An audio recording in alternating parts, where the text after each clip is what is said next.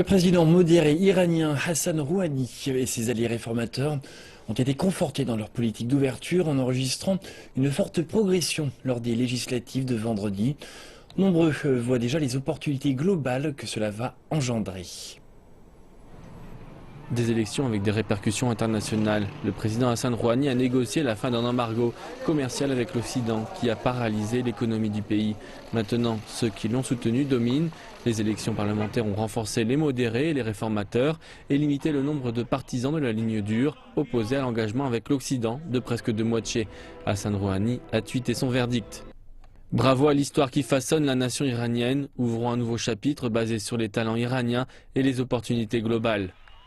Le ministère des Affaires étrangères a été également rapide à voir les opportunités. La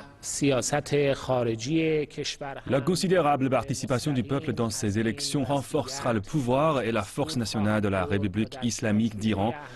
La politique extérieure de l'Iran bénéficie directement de cette situation aussi et elle utilisera de son mieux cette capacité en accord avec les objectifs et projets de la République islamique d'Iran. La baisse de la production de plutonium de qualité militaire a permis la levée de nombreuses sanctions internationales.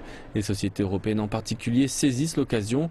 Le géant français Total est ainsi parmi les premiers à commencer à exporter du brut iranien vers les marchés européens. Mais certains analystes disent qu'il y a beaucoup d'embûches pour ceux qui essaient de faire des affaires avec l'Iran. La semaine dernière, nous avons entendu la nouvelle que la compagnie pétrolière nationale d'Iran allait aussi exporter vers l'Europe. Elle va se réengager dans de meilleurs accords et en trouver jusqu'à ce que les banques européennes mettent fin aux transactions. Mais on ne peut pas trouver de banques européennes qui mettent fin à ces transactions. Donc c'est sûr que cela va avoir des conséquences. Et un autre conflit avec l'OPEC plane. L'Iran a absolument besoin d'exploiter l'une de ses plus lucratives ressources, le pétrole, et de booster la production pour arriver au niveau d'avant les sanctions. C'est un problème pour certains producteurs de l'OPEC qui viennent juste de s'accorder pour limiter la production afin de réduire la quantité excédentaire de pétrole qui a contribué à la chute des prix.